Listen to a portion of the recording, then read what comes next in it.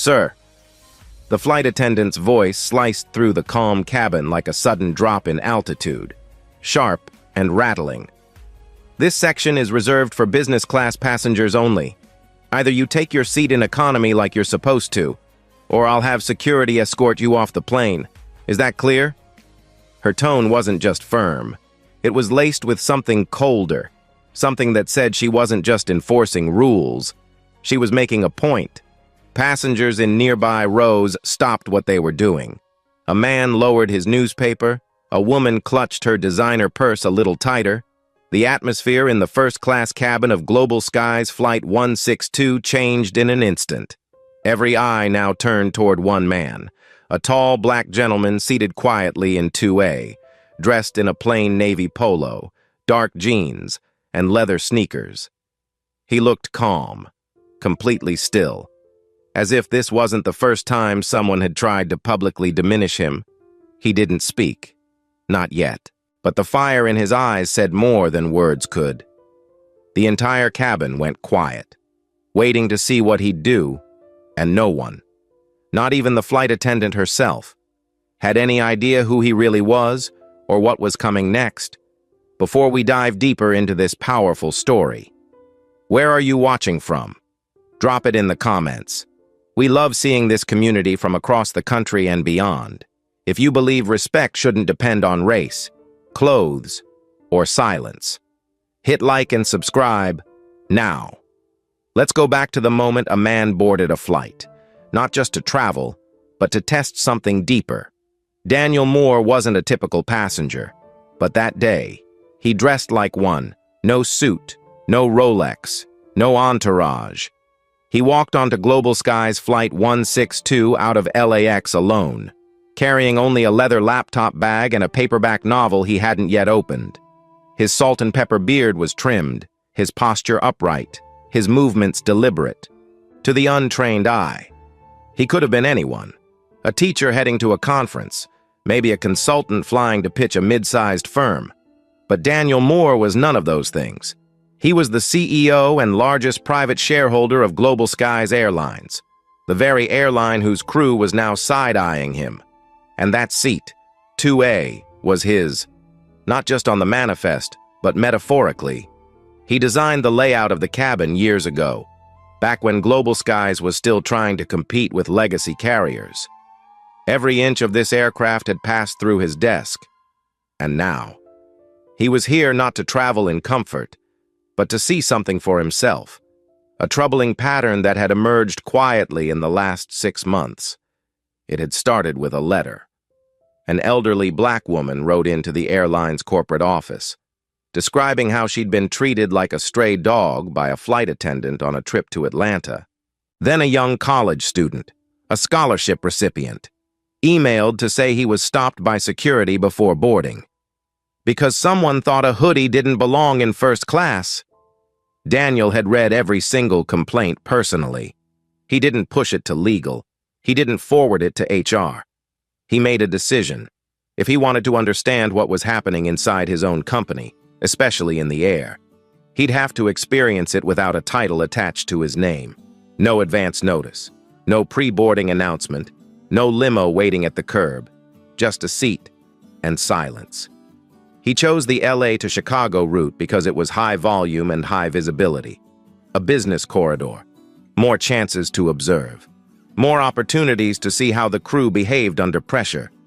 As he settled into his seat, he nodded politely at the woman across the aisle, who gave a weak smile in return before turning back to her phone. The cabin door was still open. People were still boarding. And that's when Gregory Lang walked in. Gregory Lang was the kind of man who announced himself without ever speaking. White, mid-50s, tailored blazer, and the smug aura of someone who believed the world was built for his convenience. He paused when he saw Daniel in 2A, blinked twice, then continued past without comment, but not without the kind of glance that lingered. Daniel didn't look up. He didn't need to. He knew that look. It was the look that scanned a black man's clothing, posture, and luggage, and came up with a verdict before the first word was spoken. But Daniel wasn't here to defend himself. He was here to observe. It was less than 4 minutes later when the lead flight attendant, Ashley Reynolds, made her approach. She looked composed, but Daniel caught the flicker in her expression, the double take, the slight narrowing of the eyes. She didn't greet him, didn't ask for a drink order. Instead, she leaned in and said with restrained politeness, "I think there might have been a mistake with your seat. Sir, do you have your boarding pass?" Daniel handed it over without a word. She glanced at it, paused, then looked back at him, her smile strained. 2A. Okay. Interesting. Her voice drifted, and then came the moment that changed the entire flight. She stepped back, folded her arms, and said, just loudly enough for the nearby passengers to hear, that infamous line, "This section is reserved for business class passengers only. Either you move to the back of the plane, or I'll have you removed by security." She didn't whisper it. She didn't pull him aside. She said it out loud, in front of everyone. And in that moment, Daniel knew this wasn't about a seat. It never was. He glanced around the cabin. Gregory Lang shifted in his seat with visible satisfaction. A woman in row 3 clutched her pearls.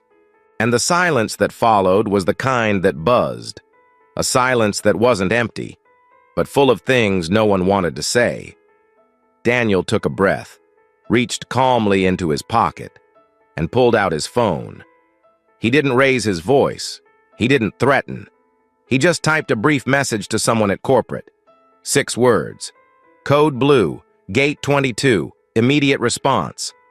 Then he placed the phone back in his lap and looked up at Ashley Reynolds, still standing above him, still waiting for him to fold. But Daniel Moore didn't fold. Not that day. Not ever. The tension in the cabin was thick enough to feel in your chest. Ashley Reynolds, the lead flight attendant, still stood over Daniel with arms crossed and lips pressed tight, like she was waiting for a command to be obeyed, not a question to be answered. Daniel, composed as ever, returned her gaze without a word, not in defiance but in patience, the kind of patience that comes from decades of having to swallow assumptions before breakfast. He knew what was happening, had lived through different versions of it his entire life, just never this blatant, never this public, and never from an employee of his own airline. Across the aisle, Gregory Lang leaned back with a satisfied smirk, legs crossed and eyes gleaming like a man who just saw the world reaffirm his status. Row by row, the energy shifted. Some passengers looked away, others pretended not to hear, but everyone felt the imbalance, that sharp divide between those who were allowed to belong and those who were told they didn't.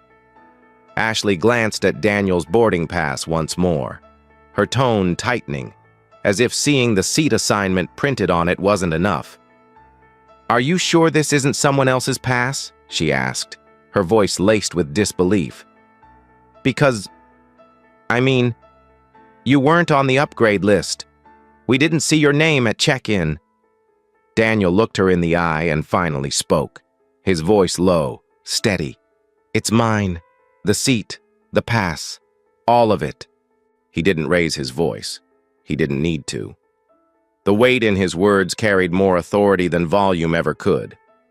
Ashley opened her mouth to say something else, maybe an apology, maybe another challenge, but stopped cold when a younger attendant approached her side.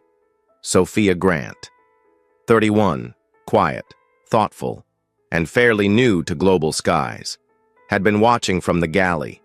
She leaned in close, her voice barely above a whisper. "I double-checked the manifest. He's listed in 2A, full fare, no upgrade. He paid." Ashley blinked. "Paid?" "Yes," Sophia nodded. "In full, no flags. Everything's cleared." Ashley's face tightened, not with clarity but frustration. For a long second, she said nothing, just stared at Daniel like he was a riddle she couldn't solve. And that's when Gregory Lang chimed in again. loud enough for everyone to hear. "Well, maybe next time you people can try sitting where you're supposed to instead of making a scene." The words hit like a slap. Sophia's jaw tensed. The woman in row 3 visibly recoiled. And Daniel? He just sat there, as still as before, hands folded on his lap. But something in his expression shifted, a flicker of cold calculation behind his calm. It was at that moment that Daniel's phone buzzed softly. He glanced down, read the name on the screen, Marcus Tate, VP of Corporate Relations, and placed the phone face down beside him, across the aisle. Sophia caught the movement and subtly leaned in. "Are you all right, sir?" she asked. Her voice was sincere, human. Daniel nodded. "Yes, thank you." Then, with a faint smile that didn't reach his eyes, he added, "Let's just say I won't be needing the in-flight entertainment today." Sophia offered the slightest smirk, but behind her eyes was concern. She could feel something was coming, something bigger than a seating dispute. Back at the front of the cabin, Ashley walked briskly toward the flight deck. Moments later, the cockpit door cracked open, and out stepped Captain Ron Becker, mid-40s, composed, even-tempered, and used to dealing with logistical flare-ups. He scanned the cabin quickly and made eye contact with Ashley. "What's the issue?" he asked. "Passenger in 2A is refusing to comply with a seat reassignment. Manifest is unclear." Ashley kept her tone neutral, but her eyes gave away her urgency. "We need to resolve this before pushback." Captain Becker nodded and began walking the aisle. As he approached 2A, Daniel rose slowly, calmly, not in protest, but with the kind of self-assurance that said, "I have nothing to prove, but you need to understand who you're speaking to." "Good afternoon, Captain," Daniel said. "I believe there's been a misunderstanding." Becker extended his hand, measured. "Let's clear it up then. Do you have ID?" Daniel didn't flinch. He reached into his wallet and handed over a plain black business card. No flashy gold lettering, no embossed edges, just his name, Daniel Moore, and beneath it, Chief Executive Officer, Global Skies Airlines. Becker took a moment, read it, then looked up, visibly startled. His tone changed instantly. "Mr. Moore, But Daniel raised a hand. "Let's not make a scene. Captain, I've already sent word to corporate. Your job now is to keep this cabin calm while we handle things at the gate." Becker nodded quickly, stunned, and turned toward the cockpit without another word. Meanwhile, in the rear galley, Sophia received a quiet ping on her internal crew comm. "Hold boarding," came the instruction. "Do not close the main door." At Gate 22, the jet bridge operator received the same call. Just outside, a black SUV pulled up with tinted windows. Marcus Tate stepped out, dressed in a sharp gray suit, a Bluetooth in one ear and a determined look on his face. Within seconds, he was through security and stepping onto the jet bridge with 2 uniformed airport supervisors in tow. Back in the cabin, Ashley had returned to the aisle, now sensing something was very, very wrong. She turned toward the front just as Marcus entered. The moment she saw him, her posture stiffened. He looked around, spotted Daniel, then addressed the cabin, calm but authoritative. "Ladies and gentlemen, we apologize for the delay. There has been a procedural issue that requires attention before departure. We appreciate your patience." Then, he turned to Daniel and lowered his voice. "I came as fast as I could." Daniel gave a slight nod. "Let's resolve this privately. Then we'll decide what happens next." Ashley watched in stunned silence as the 2 men walked toward the front of the aircraft with the gate staff. For the first time, the balance of power in the room shifted, not with anger, not with shouting, but with quiet, undeniable authority. Sophia followed behind, catching Ashley's eye for just a second. She didn't say anything. She didn't need to. The look said enough. You just messed with the wrong man. And from here on out. This flight was headed somewhere no one expected. For a long stretch. No one said a word. The cabin remained still, suspended in that strange silence that only happens when people realize they've witnessed something bigger than just a delay. Passengers murmured quietly behind their hands, stealing glances toward the front where Daniel Moore had just stepped off the plane with Marcus Tate and two senior gate managers, inside the jet bridge. The conversation was brief but direct. Daniel didn't raise his voice, didn't show a flicker of anger. He simply laid out the facts. He had boarded the flight anonymously on purpose. He had paid full fare for a seat in business class. He had complied with every airline policy. And yet, based solely on appearance, his clothing, his skin, his silence, he had been challenged, questioned, and publicly humiliated by someone on his payroll. I didn't come here to flex authority, Daniel said quietly. I came to see if the reports I've been reading are just isolated incidents or a pattern. What happened today? That's a pattern. Marcus nodded, jaw tight. He had only recently stepped into the VP role and had already started pushing for culture training at the crew level. We can ground the flight now, sir, he offered. Swap the staff, delay departure, or... No, Daniel interrupted. Not yet. Let's go back in. I want to see who speaks up and who stays silent. He turned, and with a calmness that belied the gravity of the moment, stepped back into the cabin. Every head turned as Daniel re-entered, this time followed by Marcus and one of the airport officials. Ashley, now visibly pale, stood frozen near the galley. Her voice was gone. She didn't offer another word, didn't approach, didn't apologize. She had seen the shift in body language the moment Marcus had walked on board, had watched how Daniel had carried himself without explanation, and now she understood. She had humiliated the man who signed the checks, who shaped the policies, who had the power to rebuild this entire airline from the inside out. But still, she said nothing, not even a whisper. Daniel walked back to seat 2A, slowly, like a man claiming what was always rightfully his.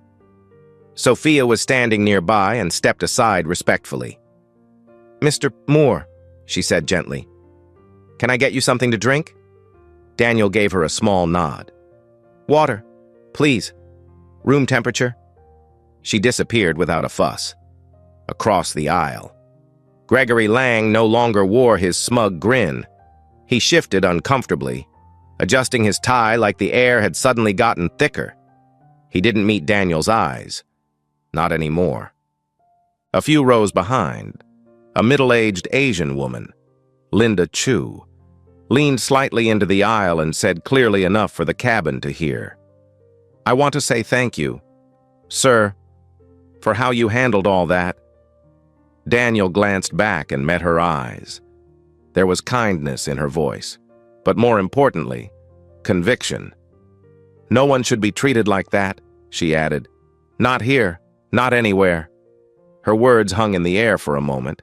Then another passenger, a younger man in business attire, chimed in. Yeah, that wasn't right. You handled that with real grace. Others nodded. The quiet had shifted, no longer tense, but reflective. People were beginning to feel something else now. Guilt, perhaps awareness. A few were wondering if they'd ever spoken up in similar moments. Most knew they hadn't. Ashley, standing by the bulkhead wall, opened her mouth, maybe to speak, maybe to defend herself.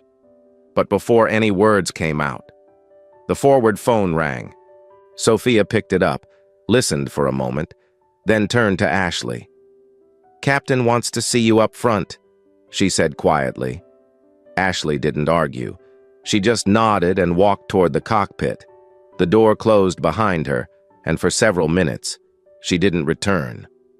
When she did, her face was pale, jaw clenched. and her eyes didn't meet anyone else's. She disappeared into the galley, and from that point on, didn't re-enter the cabin again. Daniel sipped his water and took out the paperback novel he'd brought. One he knew he wouldn't get to read, but still, the act of opening it made a point. He was staying, calmly, firmly, and nothing about what had happened would force him to move. As he flipped to the first page, Sophia leaned down beside him. "Mr. Moore," she said softly, "I just wanted to say, I'm sorry. I didn't know who you were. But even if you were just a regular passenger, none of that should have happened." Her voice was steady, but her eyes were glassy. Daniel looked up at her. "I know you didn't speak up at first," he said, "but you checked the manifest. You came back. That matters." She nodded once and returned to her duties.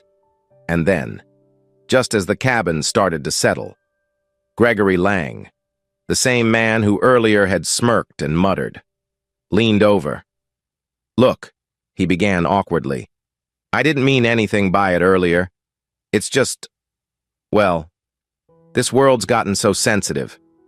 You know how it is." Daniel didn't look up, didn't reply. He just turned the page of his book, and then something unexpected happened. The forward intercom crackled on, and the captain's voice came through.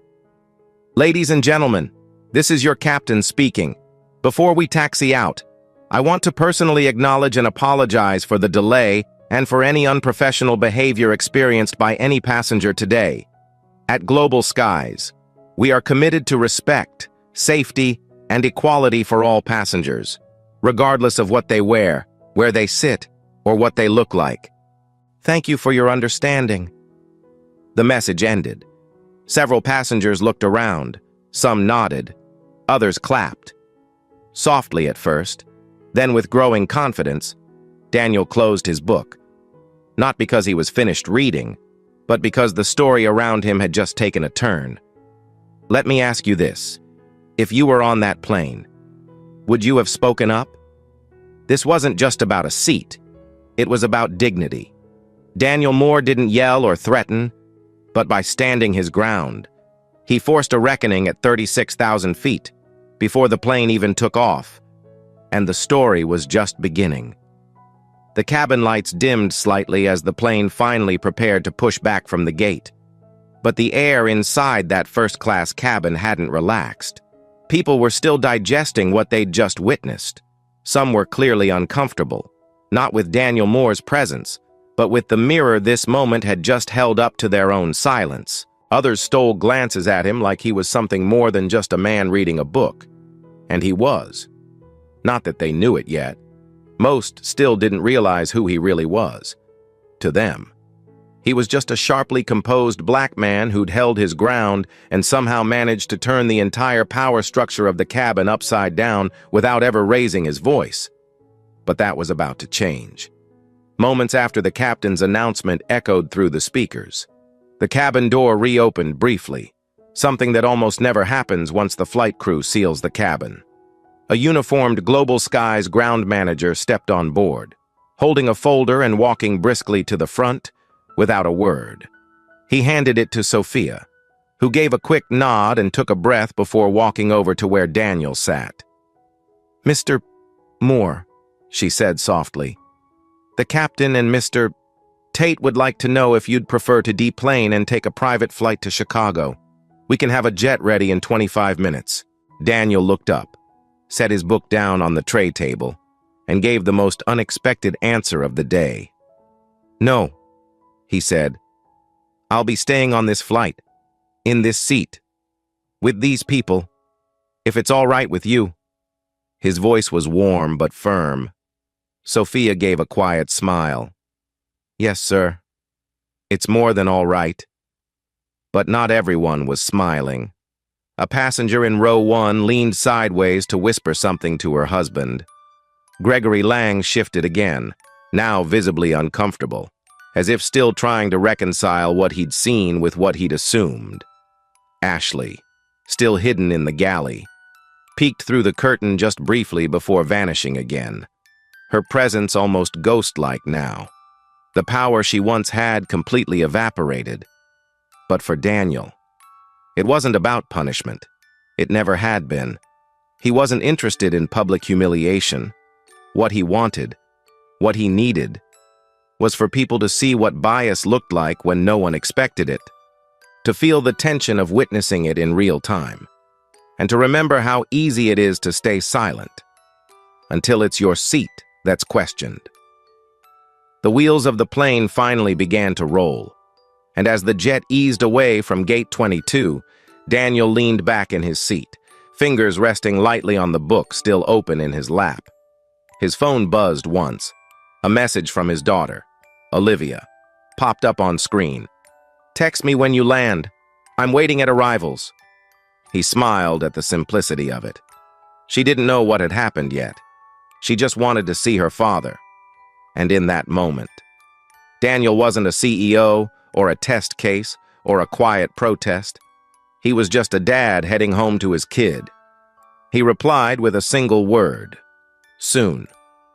Meanwhile, back at corporate, news of the incident had already reached the executive team.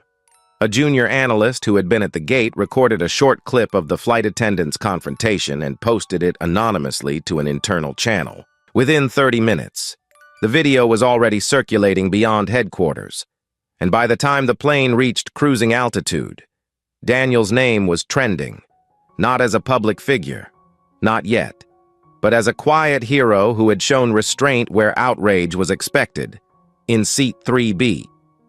A tech entrepreneur browsing LinkedIn recognized the name on the business card Daniel had handed the captain. He turned to the man next to him and whispered, "That's not just a regular passenger. That guy runs the whole airline." His neighbor's eyes widened. "Are you serious?" The ripple started there, whispers that spread across rows. Some passengers pulled out their phones to Google his name. Others exchanged knowing looks. Bit by bit, the pieces came together, and with every moment, Daniel's presence in 2A became heavier, more powerful. He hadn't changed, but how they saw him had. Sophia returned with a hot towel and a fresh bottle of water, this time placed gently with both hands. "Sir," she said, "if there's anything I can do to make your flight more comfortable, please let me know." "You already have," Daniel replied, "by treating me with dignity." Her eyes softened. She nodded and moved on, but not before glancing back, not to check on him, but out of quiet respect. Meanwhile, Gregory couldn't sit still anymore. After a few deep breaths and an uncomfortable pause, he leaned toward Daniel, clearing his throat like a man preparing for a speech. "Mr. Moore, I want to apologize for earlier. I misjudged. I shouldn't have—" Daniel held up a hand, stopping him mid-sentence. Not harshly, but decisively. "This isn't about you apologizing to me," he said calmly. "This is about you examining why you felt so comfortable making assumptions in the first place. I don't need regret. I need reflection." Gregory blinked, stunned. Then he nodded, slowly. "You're right. I have some thinking to do." Back in the cockpit, Captain Ron Becker sat in silence after completing a short entry into the flight log. He'd just spoken with Marcus Tate over the radio, who informed him that this incident would trigger a full audit of crew conduct policies across the company. Every employee on board would be interviewed after landing. New equity protocols were already being drafted. And Captain Becker, who'd flown for 2 decades without ever thinking twice about seating conflicts, now realized he had a front-row seat to history in motion. For Daniel, it wasn't about going viral. It wasn't about being the center of attention. It was about something far quieter and far more lasting. It was about reclaiming space, about showing, through presence and poise, that power doesn't have to shout to be heard. That authority doesn't need to be proven, only remembered. And as the plane leveled out at 35,000 feet, Daniel closed his eyes for a moment, not to sleep, but to breathe, deeply, fully. He had come on this flight to observe, to verify a suspicion, but what he discovered was something far more personal, that even at the top, even when you're the one who signs the paychecks, you can still be mistaken for someone who doesn't belong. And that's why the work had to continue, not just at Global Skies, but everywhere. The plane had settled into cruise, but the cabin hadn't truly relaxed. Not yet. Tension still lingered in the corners, soft but unmistakable. The air was quieter now, almost reverent, like the passengers knew they'd just witnessed something unusual, something worth remembering. But for Daniel Moore, the moment of exposure had passed. Now came the part that mattered most, the response. Sitting calmly in 2A, he retrieved his phone again. There were already 4 voicemails, a dozen text messages, and a flagged email from the airline's legal team. But one message stood out, a note from his assistant with just 4 words. "The board is watching." Daniel locked the screen. He wasn't here to posture for the board. He wasn't here to punish people either. He was here because something had been rotting quietly inside his company, and it had just shown itself in the most public, undeniable way. He had the evidence now, and it was time to act. Not after the flight landed, but right here, in real time. He turned to Sophia as she passed and asked softly, "Could you ask the captain if I might have a word with him? Just 5 minutes. In private?" Sophia paused for a second, nodded without a word, and walked toward the cockpit. 2 minutes later, the door opened. The captain appeared, composed, respectful. "Mr. Moore, we can step into the forward galley if that's all right." Daniel rose without drama and followed, inside the small galley. Captain Ron Becker stood with his hands behind his back. He wasn't defensive. He looked thoughtful. "Sir," he began, "I want to say first that I'm deeply sorry for what happened. I should have handled it differently the moment I stepped into the cabin." Daniel held up a hand. "Captain, I'm not here for apologies. I've had a lifetime of them. I'm here for clarity." The captain nodded slowly. "You have it, sir. It won't happen again."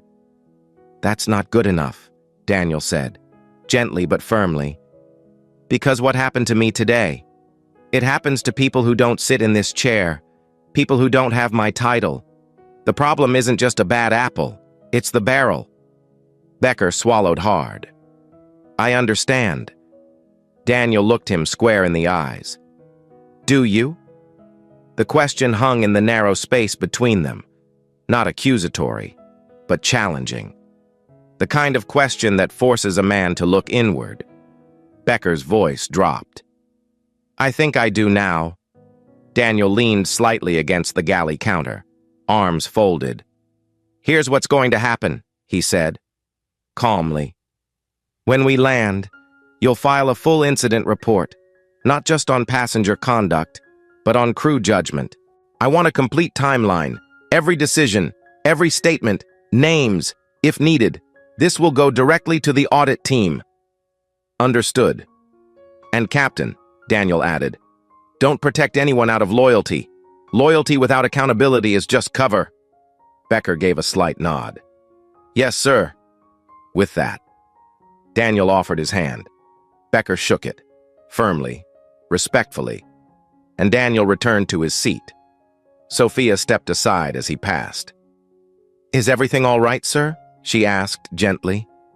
Daniel looked at her with something almost resembling a smile. "It will be."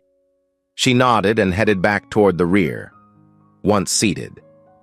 Daniel took a deep breath and reached into his laptop bag. He pulled out a small leather notebook. No logo, just worn edges and the feel of something lived in. Inside were handwritten notes from the past 6 months, quotes from passengers, specific flight numbers, even internal emails from crew members who had reached out in confidence. afraid to speak up publicly. These weren't just scattered stories. They were symptoms, and Daniel knew better than most. When an organization begins to ignore the quiet, it eventually answers to the loud. He flipped to a clean page and began writing. Immediate action items. Flight 162. Incident 1. Full internal audit of crew conduct over the past 90 days. 2. Emergency ethics and equity retraining. Mandatory for all frontline staff. 3. Launch Speak Freely, an anonymous hotline for reporting bias or mistreatment. 4. Issue a formal apology to affected passengers, public, and not buried in PR jargon. 5. Suspend the lead flight attendant, pending an internal review. 6. Promote and reward staff who showed integrity under pressure, like Sophia Grant. 7. Internal memo to all employees. Silence is complicity, as he wrote. The mood in the cabin softened further, not because people had forgotten what happened, but because they were beginning to absorb it. One older couple, seated in 4A and 4B, leaned toward Daniel as he finished his notes. The woman, gray-haired with kind eyes, said gently, "I just want to say, thank you. Not everyone would have stayed so composed." Daniel nodded, closing his notebook. "Sometimes, dignity is the loudest thing in the room." She smiled. "You taught us something today." "I didn't come here to teach," he replied. "I came here to see who we really are. We've got work to do." Meanwhile, at Global Sky's headquarters, the boardroom buzzed. Daniel's assistant had already briefed them on what happened. Legal was panicking over possible PR fallout. Comms was drafting a neutral statement, but Daniel had anticipated all of that. What they didn't expect was his next move. He sent a single message to the board via internal chat. "Do not release a statement until I land. I will speak first." That was Daniel's way. Never reactionary. Always deliberate. Always watching. Always waiting for the exact moment when a lesson could land not just in public, but deep inside the system itself. As the plane glided above the Midwest, with less than an hour to go before descent, the cabin grew quiet. Sophia moved gently down the aisle, offering snacks. Ashley was still nowhere to be seen. She hadn't re-entered the cabin once since the incident. And when Marcus Tate reached out to Daniel mid-flight with a secure link to preview the internal video captured by the cockpit camera, showing the exact moment Ashley made her threat, Daniel only watched the first 20 seconds. That was enough. He clicked pause. The evidence was there. But the mission wasn't revenge. It was repair. With less than 40 minutes until landing, Daniel checked his watch. He looked out the window, watching the clouds break into endless blue. Somewhere down there was his daughter waiting. Somewhere down there. A newsroom was probably already asking questions. But here, in this cabin, he was still just a man in seat 2A, calm, quiet, unshaken. The plane began its slow descent into Chicago, and as the landing gear deployed with its familiar shudder, Daniel leaned back and whispered quietly to himself, "Now, let's begin." The wheels touched down in Chicago with a firm, steady thud, and for a moment, everything was still. That breathless second where the entire plane seemed to exhale together. But for Daniel Moore, it wasn't relief he felt. It was focus. The moment he'd planned for. The reason he took that seat in 2A to begin with was about to unfold. As the aircraft taxied toward the gate, the energy in the cabin shifted again. This time, not from tension, but anticipation. News had spread. Whispers had turned into quiet confirmations. "That's the CEO of the whole airline," one passenger murmured. Another added, "The guy they tried to move? He owns the plane we're sitting on." Daniel didn't respond to any of it. He simply sat in the same calm posture he had held from the start. watching as the terminal rolled past the windows. A soft chime rang overhead. The captain's voice returned. "Ladies and gentlemen, welcome to Chicago O'Hare International Airport. On behalf of Global Skies, thank you for flying with us. We ask that you remain seated until the aircraft has reached the gate and the seatbelt sign is turned off." It was the standard language. But nothing about this landing was standard. Daniel caught the captain glancing back once through the cockpit door. Just a glance, almost like a silent salute. Daniel nodded once in return. As the jet bridge connected and the seatbelt sign clicked off, passengers rose slowly. No one rushed to the aisle. Eyes lingered on Daniel as he remained seated, waiting. Sophia approached and leaned in gently. "Sir, Mr. Tate is waiting at the door with airport security. The media's at the terminal." Daniel closed his notebook and stood. "Let's keep it quiet," he said. "I'm not interested in spectacle." She nodded. "Understood." And then, with quiet authority, Daniel stepped into the aisle. Passengers parted for him without a word, not because he asked, but because something in them had shifted. This wasn't a man who demanded respect.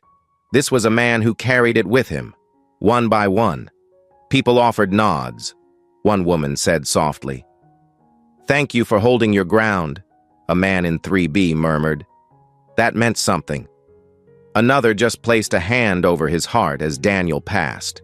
He nodded to each of them, not as a celebrity, not as a powerful executive, but as a fellow human being who had stood his ground in the face of quiet humiliation. And now, it was time to turn that moment into change.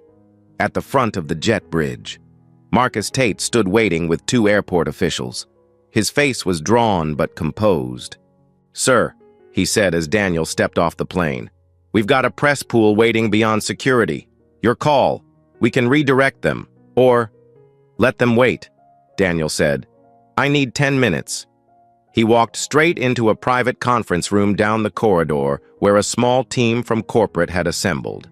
Legal counsel, PR director, HR chief, all standing, all silent. Daniel stepped to the head of the table, loosened his collar, and looked around. "First, you don't speak, you listen." A few shifted uncomfortably, but no one interrupted. "What happened on Flight 162 isn't a one-time mistake," he continued. "It's the symptom of a culture problem we've ignored too long.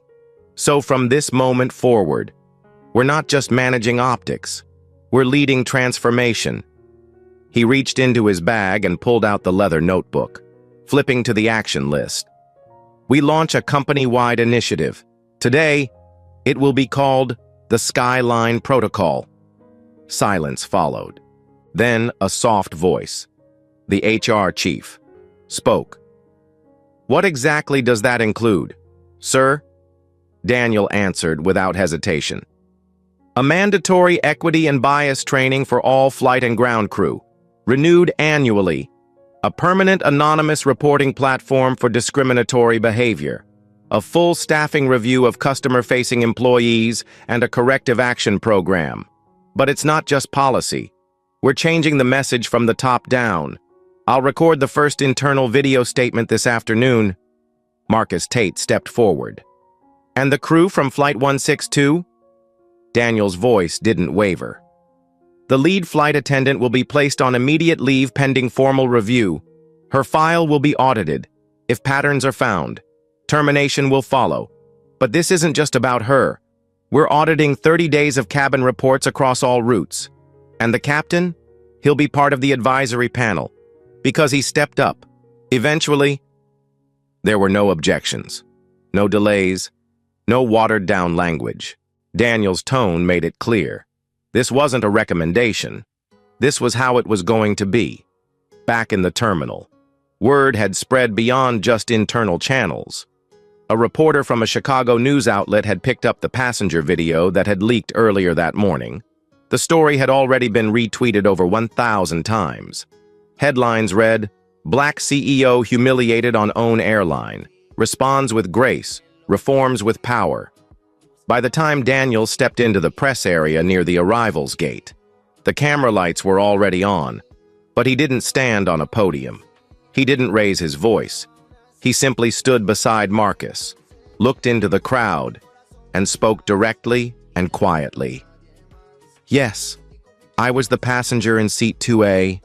Yes, I was misjudged, ignored, and told to move to the back of the plane. But this story isn't about embarrassment. It's about responsibility. I lead a company that serves millions of people, and today I saw firsthand what some of them experience. So from this moment forward, Global Skies will do better, not with empty apologies, but with action, policy, and accountability. That's my promise, not just as a CEO, but as a man who refuses to stay silent. And with that, he turned, walked away from the microphones, and disappeared into the crowd. As Daniel exited the terminal, his phone rang. Olivia. He picked up, smiling as he saw her name. "Dad?" Her voice was full of concern. "I saw the news. Are you okay?" "I'm better than okay," he said. "I'll explain it all when I see you. I'm at baggage claim, gate 6. I'm coming." He hung up, still smiling. Not because things were fixed, but because he knew they were finally beginning to move. And sometimes, movement is the first real sign of hope. Daniel spotted her before she saw him. Olivia stood by the escalators at gate 6, holding her phone in one hand and a to-go coffee in the other, scanning the crowd with that same quiet intensity she'd had since she was a little girl. She was 27 now, working in nonprofit law, full of fire and heart, the kind of woman who asked hard questions and expected the world to do better. When her eyes landed on him, her whole face lit up. She walked fast, didn't run, didn't make a scene. But when she reached him, she hugged him tight. No words at first, just a long silence between a daughter and the father she'd always admired. Finally, she pulled back and looked up at him. "You okay?" Daniel nodded, his voice low. "I am now." She gave him a knowing smile. "I read the statement. You didn't hold back." "I couldn't," he said. "Not this time." They started walking side by side, slow and steady.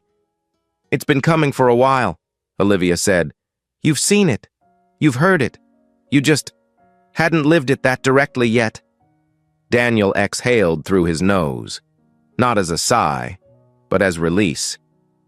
"That's the part that hurts," he said. "I built this company from the ground up. I believed if I led with integrity, that would trickle down. But I forgot. Culture doesn't trickle. It's built, layer by layer, day by day. And if you don't shape it deliberately, someone else will." Olivia nodded slowly. "So now what?" she asked. "What happens next?" Daniel paused, looked around the terminal, then back at her. "We start over, not from scratch, but from the truth. And we lead differently.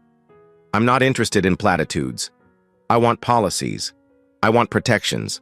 And I want people like Sophia, people who hesitate, but still choose right, to be the new face of this company." Olivia smiled. "She the one who checked the manifest?" "She is," Daniel said. "She didn't get it right immediately, but when she saw what was wrong, she moved, quietly, firmly.